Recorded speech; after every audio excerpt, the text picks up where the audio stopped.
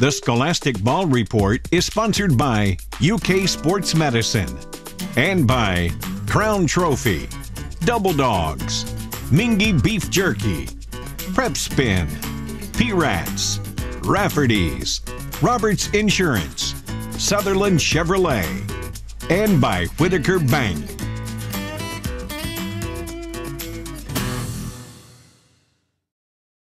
Hello, I'm Gary Ball. Welcome to the Scholastic Ball Report. We've got a great show for you this week.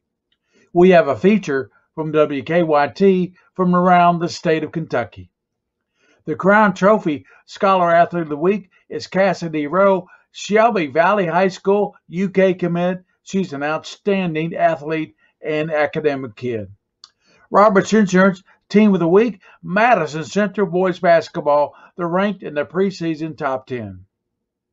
From Nicholasville, we have a Sutherland Chevrolet Driver of the Week with some more great sports action. From UK Sports Medicine Healthcare, we have Casey Riley, an outstanding athletic trainer out there from UK Sports Medicine. Well, we know what you want. You want the best highlights in the state of Kentucky. We got it right here with Game Time. Brian Milam, Lee K. Howard, Alex Walker. A cold, packed house on hand for this one, but the home field advantage didn't seem to bother South Warren. Kobe Martin runs straight up the gut for an easy score. 16-3 South Warren on top, and the Spartans weren't letting off the gas. Still in the second, Caden Veldkamp to Luke Burton over the middle. That is another South Warren touchdown. Meanwhile, like I said, Woodford County struggling to get its offense going. Bryce Patterson overthrows his intended receiver, intercepted by the Spartans. You get the picture. Woodford's perfect season comes to an end tonight. 46-25 the final there. Boyle County 10-3 all-time in state semifinals, making the fifth straight appearance into the Final Four, and tonight playing Logan County. Freddie Tisdale, the 84 Logan County boys ain't walking through that door. First quarter, well, there's one touchdown. That didn't take very long. UK's offered everybody, and Boyle County's got so many guys that are going. 7-0, and then Avery Bodner scores, makes it 14-0. Then Dalton Stone gets the carry. He scores. It's 21-0. Quarterback Jagger Gillis is going to keep it. And the route is on, and in a hurry. The defending state champs back in the championship round, 54-16.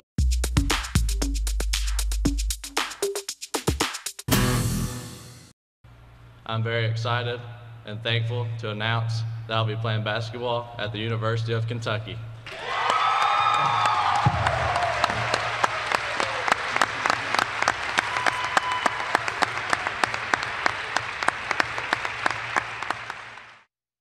One of the most coveted in-state prospects in years chooses Kentucky. Five-star guard Reed Shepard, the phenom from North Laurel High School, saying yes to John Calipari. Shepard is the son of former Wildcat greats Jeff and Stacy Shepard, pictured there. And when Cal offered him back in July, we had a feeling this decision would happen quickly. He had offers from a number of powerhouses, but he decides to stay home. Well, I'm a little boy from Kentucky. I've grown up going to all kinds of Kentucky games, going to different SEC tournaments, always been around it, and having this opportunity is just something that's very hard to pass up, just from being here. And like I've told you a lot, it's a dream of a lot of little boys that live in Kentucky to play basketball at the University of Kentucky.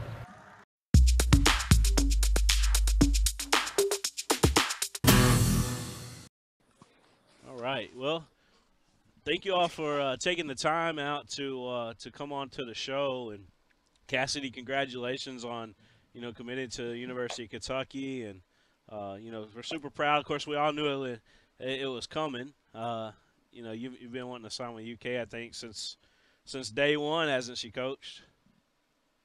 Yes, she has. I mean, it really didn't set in until about a week before she signed that she was actually going to be a Wildcat.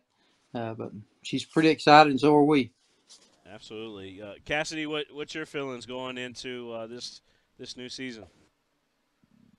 I'm really excited. It's my senior season, and we've been looking really good in practice. The girls have, and we have big goals for this season. You know, we are chasing our region title, and we want to get back to the All A state tournament, of course. And I just have high expectations, and I feel like we're going to have a really good season.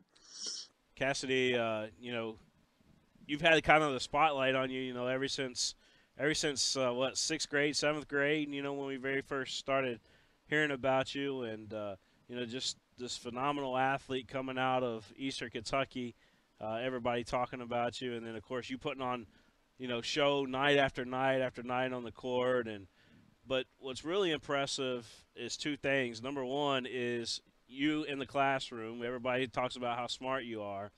And then number two is the work that you put on when nobody's watching. You know, always in the gym. Talk to us about, you know, your work ethic and what's it take to do the things that you do that nobody else, you know, sees, but you know that you're doing them.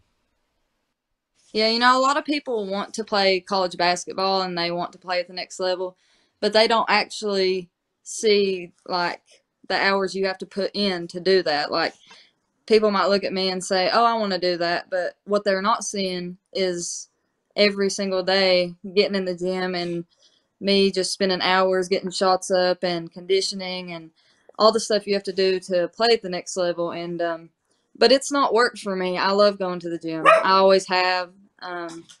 It's something me and my dad have always done, and so I just really enjoy it.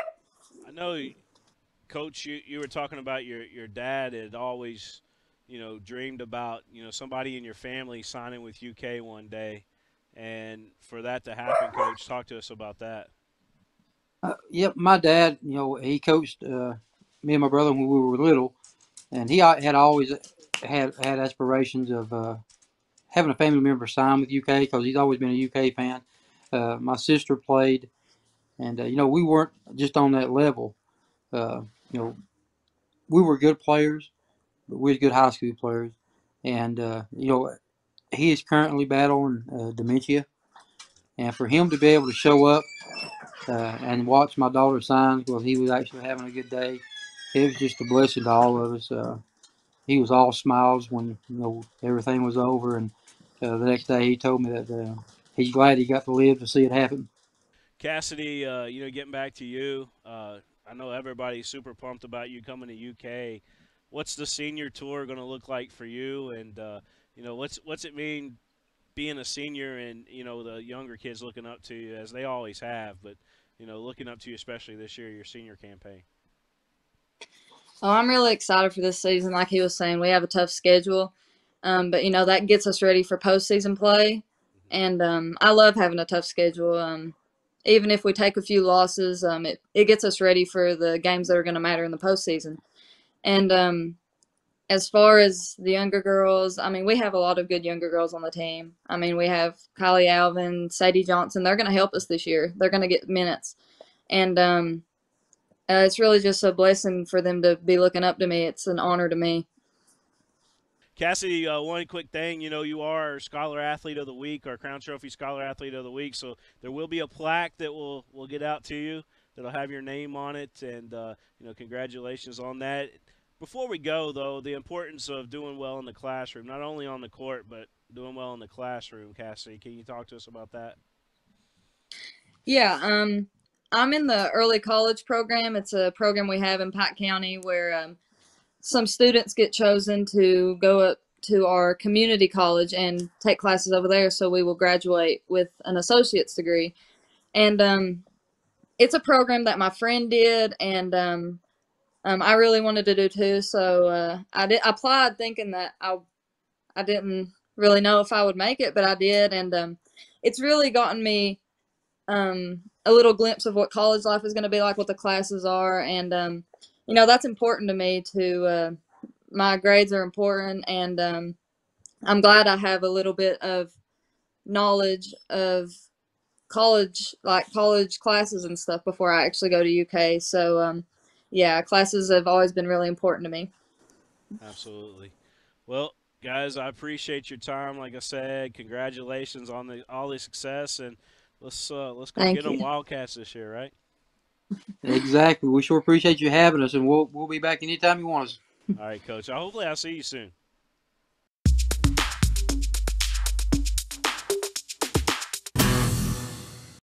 Hello, welcome back to the Scholastic Ball Report, the Roberts Insurance Team of the Week. The Team of the Week, Madison Center Boys Basketball. We have head coach Alan Feldhouse with some of his players. Coach, it's time for basketball. Tell us about your team this year. It's pretty nice to be Team of the Week. We hadn't even played a game yet, so maybe we'll keep it like that. Well, we have pretty high expectations.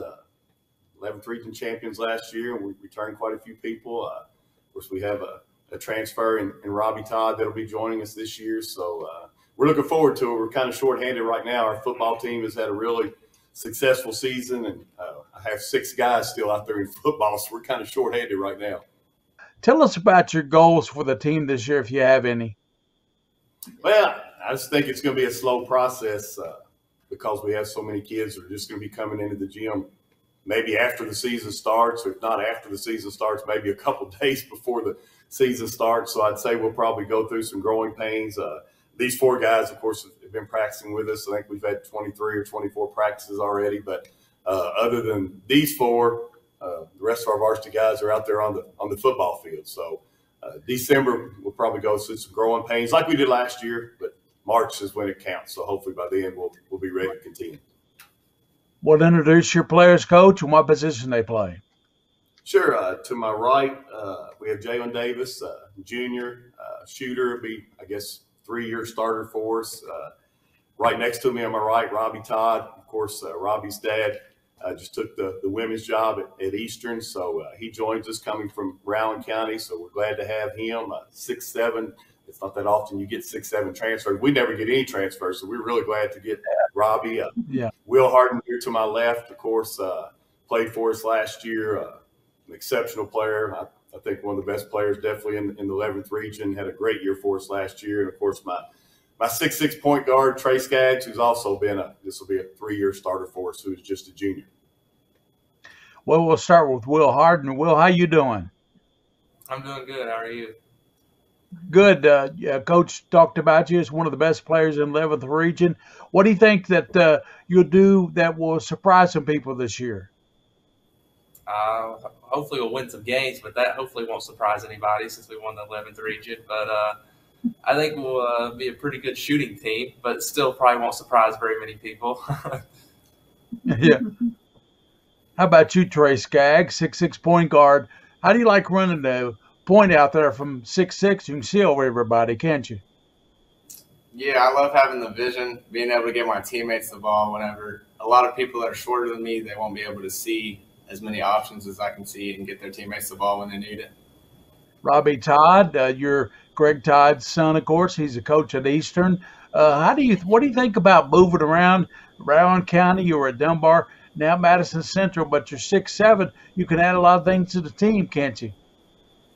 Yeah, well, playing at 3 schools obviously gives me different perspectives. And I think this year we'll have a lot of length with me being 6'7" and Trey 6'6" and Jalen 6'5", and I think we'll have the advantage on the defensive end, hopefully.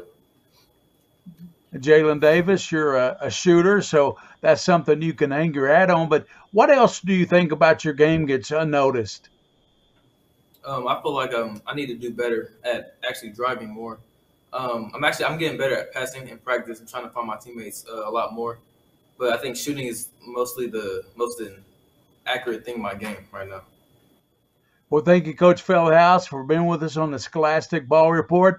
And thanks to the Roberts Insurance Team of the Week, Saban. We'll be right back with more on the Scholastic Ball Report.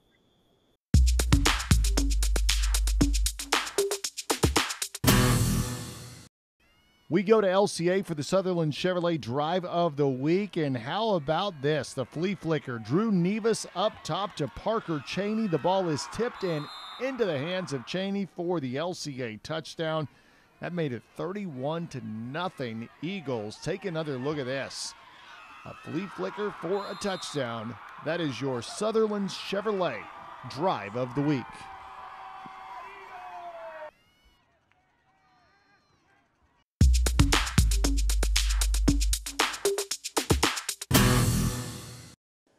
Welcome back into the Scholastic Ball Report and the UK Sports Medicine segment. Today we have Casey Riley, UK Sports Medicine Athletic Trainer, also at Owen County High School. Welcome into the Scholastic Ball Report, Casey. Thanks for having me. Today we're going to talk about a really interesting topic, donating blood and the effects on athletic performance. So, Casey, is donating blood for an athlete a good thing or a bad thing, and particularly on the day of practice or competition? Practice and competition cannot happen. Donating blood is a great thing, but you have to have at least 24 hours before any kind of strenuous activity. So doing it on a game day or even a practice day, that's a no-go. I've actually sat 3 of 5 basketball starters before because they gave blood that day. So it's a no-go. You could pass out. There's a whole bunch of stuff. Your body's working really hard to replace that blood, and it can't do all that at once. So definitely a no-go on a game day, practice day, anytime where they're going to have to do strenuous activity. Don't give blood. Good point. Are there any long-term effects for an athlete on donating blood? Something interesting that I've learned through the years, because this always comes up, again, I did sit some starters, is that donating blood can affect an athlete's performance for at least 3 weeks after donating blood. So if you are going into a big, state cross country is, coming up or has passed, it's been recent. And if a athlete donated even a week before that, their times may not be as good, even though they're past that 24-hour mark. So it can actually affect you a little bit longer than what we think. Wow, very interesting. Are there any positive effects for donating blood?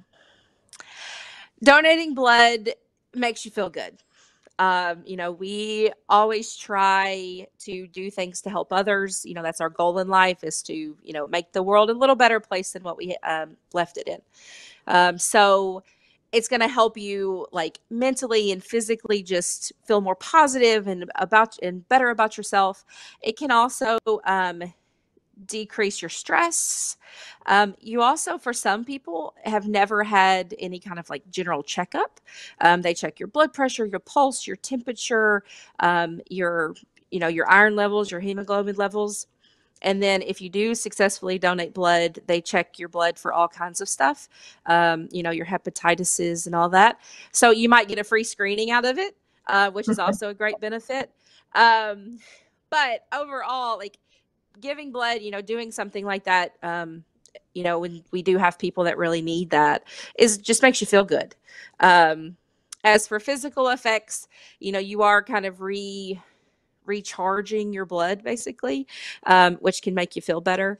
But the biggest overall effect is that it helps you more emotionally have a positive effect, which makes you feel better just about life. Well, that is fantastic information. Thank you so much for that important information on high school athletes donating blood. And thank you for being on the Scholastic Ball Report today, Casey. It was good. Thank you for having me. And again, the value of having an athletic trainer on site giving good advice to high school athletes on things like donating blood, the pros and cons, is very, very important. That's Casey Riley from UK Sports Medicine and Healthcare, keeping us healthy and safe for all high school sports activities.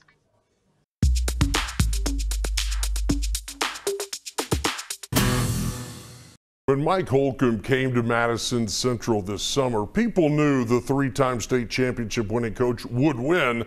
Not sure some thought it would be this quickly. Central in the semifinals for just the second time ever. Their reward beating St. X in Louisville. Down 7-0. Central gets on the board. Brady Hensley scores from 2 yards out at 7-7. Hensley leads all of 6A in rushing, and here's why. He's fast. Man, boy can play, and he's only a sophomore. How about a 64-yard jaunt? It is 14-7 Madison Central. You smell it, an upset? Second quarter, 4th and goal, Hensley. It's a trio. It's a tie trio. It is 21-7 Indians. But X would chip away, and they put the nail in the coffin with 3 minutes to go. 31-21. Central gives them a heck of a game. All right.